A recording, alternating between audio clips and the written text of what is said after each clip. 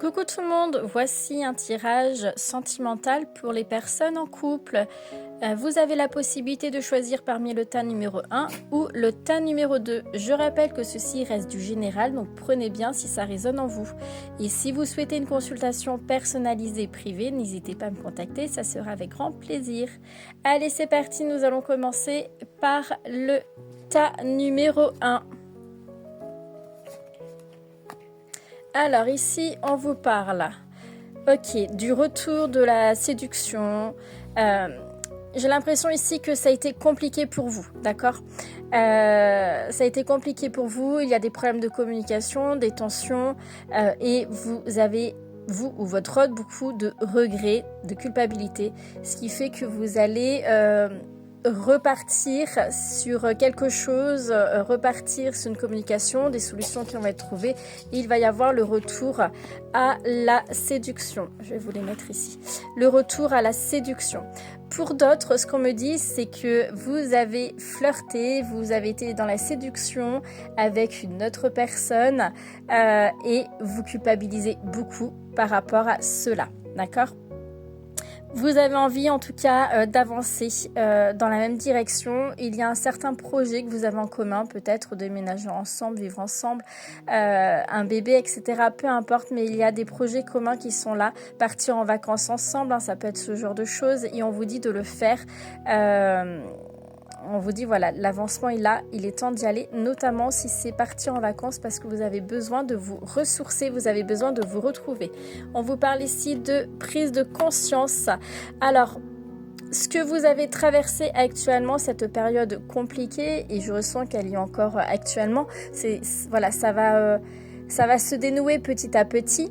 La transformation est là, les prises de conscience surtout qui est là, va vous permettre, ce que vous avez vécu va vous permettre de grandir. D'accord ? Il y a cette notion d'évolution et de grandir, de voir les choses différemment parce que vous allez vous remettre en question.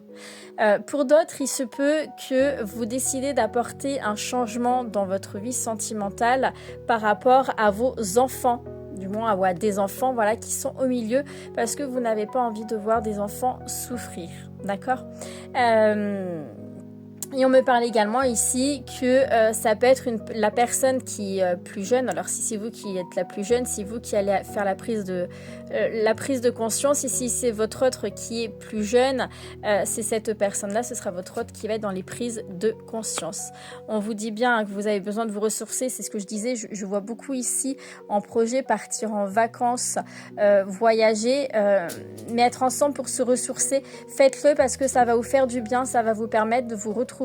Surtout que vous en avez besoin. Vous avez besoin de communiquer, vous avez besoin de vous dire les choses sincèrement, honnêtement. Donc n'hésitez pas, si vous avez le projet de partir en vacances, de le mettre en place, ça va être important. Il y a des signes qui ne trompent pas, d'accord ? Vous savez les choses, vous ressentez les choses, écoutez-vous et l'univers vous envoie des signes. Ça, c'est important. Si vous avez été dans la séduction avec quelqu'un, si vous avez flirté avec quelqu'un ou votre autre a flirté avec quelqu'un, il y a des remises en question à avoir. Il faut se remettre en question pour essayer de comprendre qu'est-ce qui ne va pas. Pourquoi j'en arrive là ? Pourquoi mon autre, il en arrive là ?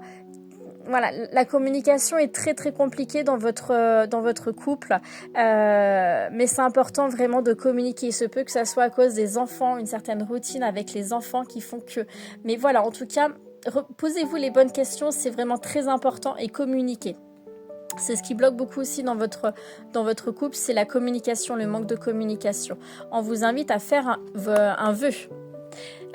Et on va voir ici ce que votre autre a à vous dire. Je ne me sens pas écouté, compris. Passe à autre chose. Donc peut-être que vous restez buté sur quelque chose qui s'est passé et que vous avez du mal à avancer par rapport à ça. Je traverse une période compliquée. Et vous, qu'est-ce que vous avez envie de lui dire que vous ne lui dites pas ? Je t'aime. Je te pardonne. Tu me manques. De très jolis mots. N'hésitez pas à verbaliser les choses, c'est important. Dites ce que vous ressentez. Soyez toujours honnête et sincère envers vous-même. Suivez ce qui vibre à l'intérieur de vous, ce qui vous anime, ce qui vous tient à cœur. Et dites les choses, c'est important, d'accord? On voit que cette personne-là, je traverse une mauvaise période. Bien entendu, c'est du général, hein, prenez bien comme ça résonne. N'hésitez pas à essayer de retrouver cette communication avec cette personne-là, avec votre autre, pour remettre un petit peu les points sur les i. Voilà, n'hésitez pas à me dire si ça vous parle et si vous souhaitez une consultation, qu'on puisse voir les choses ensemble, réellement. N'hésitez pas à me contacter, ça sera avec grand plaisir. Allez, je passe au tas numéro 2. Alors, pour ceux et celles qui ont choisi le tas numéro 2, on vous parle ici de triangulaire, de trahison, d'énergie tierce et ce qui vient réveiller la blessure de rejet. C'est une blessure qui est très prédominante pour vous. Hop, on me montre ici qu'il y a pas de communication, c'est vraiment beaucoup dans les conflits, ça crée beaucoup, c'est assez violent même. Alors il se peut que vous avez déjà été trompé, trahi et que c'est quelque chose que vous avez peur que ça se reproduise ou parce que ça soit par un de vos ex ou par la personne avec qui vous êtes actuellement. Donc il se peut que vous le soyez trompé, trahi, mais il se peut que c'est vous qui pensez avoir été trompé ou trahi, d'accord? Vous êtes totalement perdu en tout cas, vous êtes totalement perdu, il y a des remises en question à faire. Là j'ai l'impression que votre couple il est plutôt en stand-by, vous n'arrivez pas à communiquer, vous n'arrivez pas à avancer ensemble, c'est hyper tendu. Il y aura des décisions à prendre et il faut absolument les prendre. Oui, vous voyez les disputes, les désaccords, c'est beaucoup de crise, beaucoup de colère, beaucoup de violence, vous n'arrivez même pas à communiquer dans le calme et à vous faire entendre et comprendre, d'accord? J'ai l'impression ici que votre autre n'entend pas votre point de vue, n'entend pas vos émotions, n'entend pas ce que vous lui dites, et ça peut être vous qui n'entendez pas votre autre également, d'accord? Concernant les prises de décision, on vous dit qu'il est temps d'avancer, il va vraiment falloir se poser les bonnes questions, hein, vraiment se poser les bonnes questions, de façon à pouvoir... j'ai envie de vous dire, acter les choses et prendre des décisions qui vont être des décisions que vous prenez pour vous et rien que pour vous, pour votre bonheur. La blessure d'abandon, oui, ça m'étonne pas.